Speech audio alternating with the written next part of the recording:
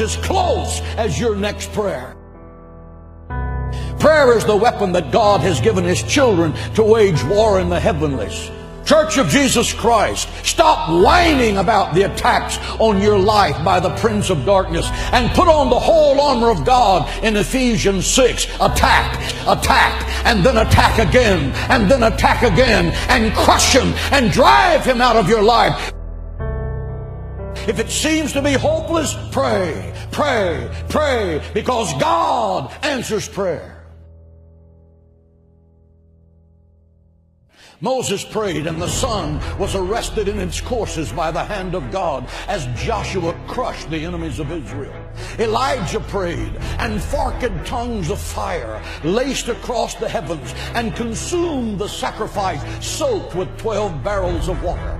Hezekiah prayed, and I'm talking about Old Testament prayer right now. Hezekiah prayed, and 185,000 Assyrians that surrounded Jerusalem, promising to slaughter every Jew in the sacred city. The next morning, Hezekiah rolled out the letter that General Sennacherib had sent to him, mocking his God and mocking the people of Israel.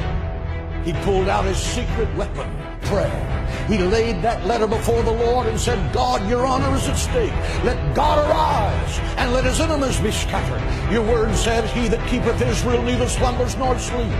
And that night, the death angel from heaven came and swept through the camp of the Assyrians. He smote the sentry standing at his post. He smote the infantry slumbering in their tents. He smote the generals as they made their battle plans to destroy the sacred city.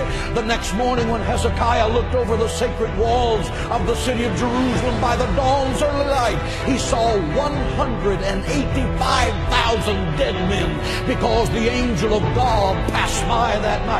Why? Because one man knew how to pray. He stopped an army and turned the destiny of a nation around, and you can too. Because Satan is a defeated foe. Christ has given you the keys of death, hell, and the grave. You are a child of God, and the royal blood of heaven is flowing in your veins. You are destined to be more than a conqueror through Christ.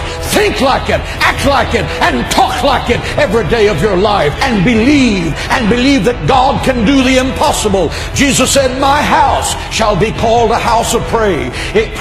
If you want power with God, learn to pray. If you don't know how to pray, you will never be successful. I have preached the gospel of Jesus Christ for 44 years.